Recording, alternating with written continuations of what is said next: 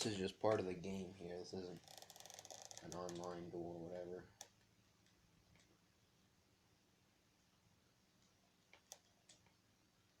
Let's see how this works.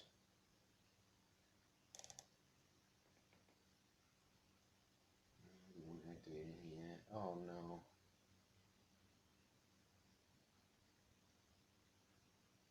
Sure. Yeah. Should have plenty of things to search now. Wow. Death Unrivaled, Ultimate Creature, Rage, and Chaos Form. Let's go for Rage, I guess.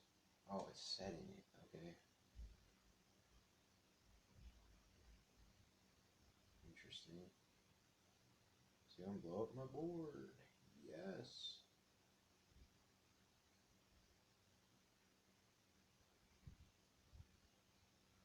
Oh man, I think Chaos, the True Light would blow up my board regardless.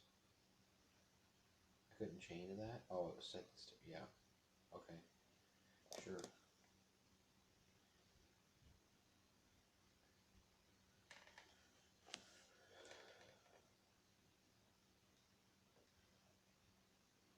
Pass.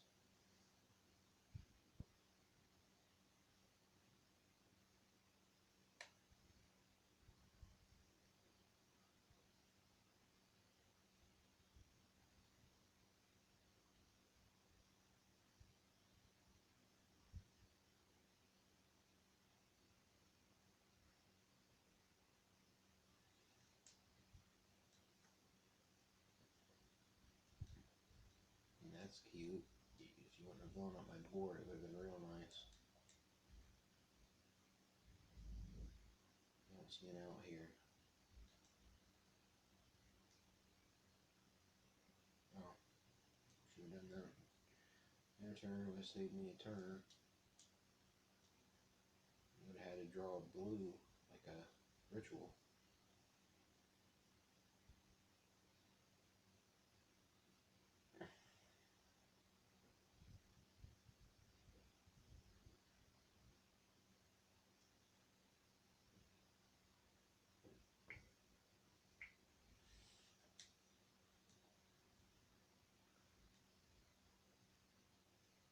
Okay, let's see if I can make a comeback here.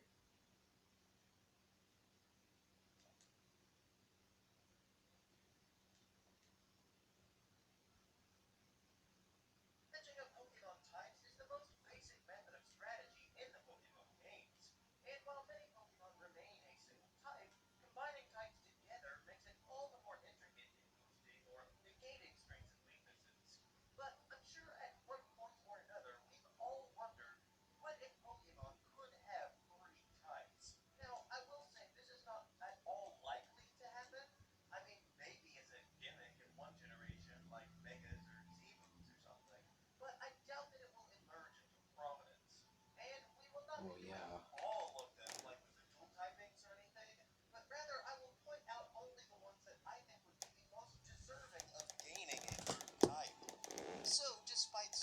Still not believing that Gen 1 even had dual types, 3 definitely would have been too much to handle. But if we look at the roster, there are actually some Pokemon that appear deserving of more than just 2 traits. So let's dive in and see who gets it first.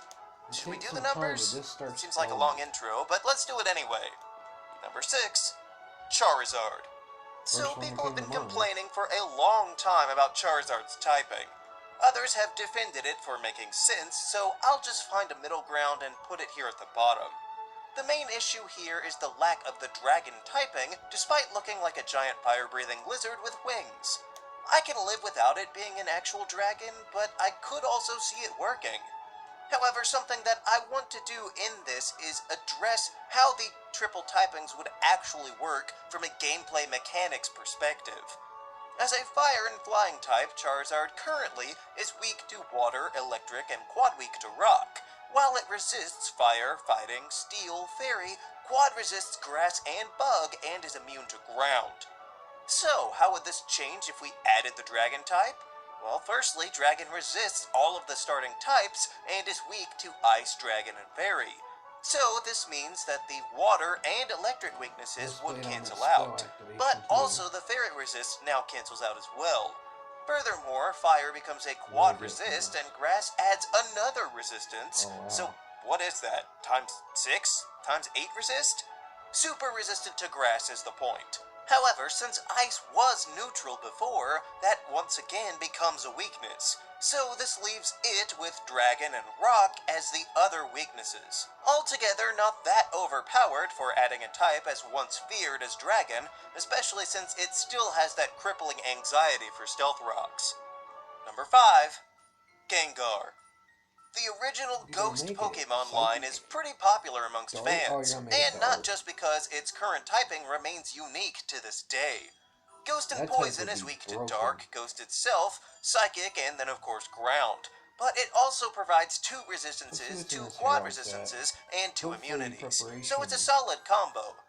However, if I'm honest, I find it hard to see many poison characteristics in Gengar specifically. Its previous stages are more gas-based, but here he moves on to become pure shadow. This, along with its personality, which is at best a prankster, but more accurately malicious and vindictive, not to mention the terrifying megaform that it has, makes me think that the Dark type would be perfect. Maybe even more fitting than the Poison type, but that's a conversation for another time. So if we take the Dark type attributes and combine them with what we've already got, this time the Dark type and Ghost type become neutral, Fighting and Psychic cancel out with immunities, Bug actually just goes to a regular weakness since it had a double dose, and the Fairy type cancels out as well, leaving only the Ground type as a weakness. This makes sense because we know that Dark and Ghost are a strong pairing, only weak to Fairy, so the poison resisting Fairy but bringing the Ground weakness is still pretty great, especially if it can get back that levitate ability again, huh? Yeah. Gengar's kind of busted. Levitate. Number 4. The Regional Bugs. Regional bugs are your very good friend for about the first gym or two, until their stats are outclassed by new wild base stages. But I truly think that our very first one could have an even bigger impact by getting a third type.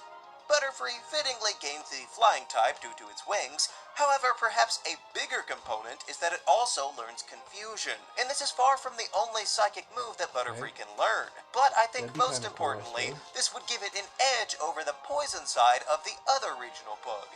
However, this could become complicated by the fact that I would also recommend Beedrill get a third typing, this time adding Steel. Its drill hands are more than worth the addition. Plus, we could always use more steel types from Gen 1. So honestly, Bug and Flying is not a great type pairing as far as defenses go, but Psychic isn't really going to help much either, because when we put them together, they see the Bug type cancel out, Fighting becomes an uber resist, and the rest just kinda stays. 7 weaknesses with the same number of resistances? Maybe that's not the greatest, but I'm sure that Beedrills will be better, because its current typing is not bad, but Steel is overflowing with buffs. So this time, the Flying, Psychic, and Rock weaknesses cancel out, Fairy and Bug become quad resists, Grass becomes an uber resist, Poison is still immune, but Fighting shakes out to be a regular resist. This means that a Steel Beedrill would only be weak to ground and quad weak to fire. So I guess that still kind of leaves Butterfree at a disadvantage. Oh, poor thing. Number 3. Kabutops. Maybe one of the most creative aspects of Gen 1 was the resurrection of fossil Pokemon. This allowed creatures of the past to arise, and while Ammonite was fine, I admired Kabuto much more for how much it changed upon evolution. Kabutops is an awesome monster that could clearly kill you in a number of different ways since it is exclusively made up of sharp edges. But truthfully, I feel the water and rock is not the limits of this Pokemon's potential. Firstly, I think most, if not all, of the fossil Pokemon were not originally rock types, but regardless, I cannot look at Kabuto and Kabutops without thinking about the bug type. I mean, it is clearly a distant relative of Scyther, and maybe even the basis of Genesect. But as we know, Bug is not the best typing on its own, and Water and Rock is alright, but not nearly as advantageous as Water and Ground, but together, it actually becomes pretty great. The fighting and ground weaknesses are cancelled out, as well as flying. Fire comes out to a regular resistance, and grass is dropped down to a standard weakness, leaving only it and rock as ways to counter this terrifying sea creature while still keeping some resistances. This makes Kabutops even scarier, and truthfully would give more of a reason to use it, since even in its own region, it's kind of too late to be used effectively. So if it got some of this triple type love in whatever future game, it would work wonders. Number 2, Nidoking and Nidoqueen. One of my absolute favorite Pokemon is Nidoking, and part of that is its awesome unique type.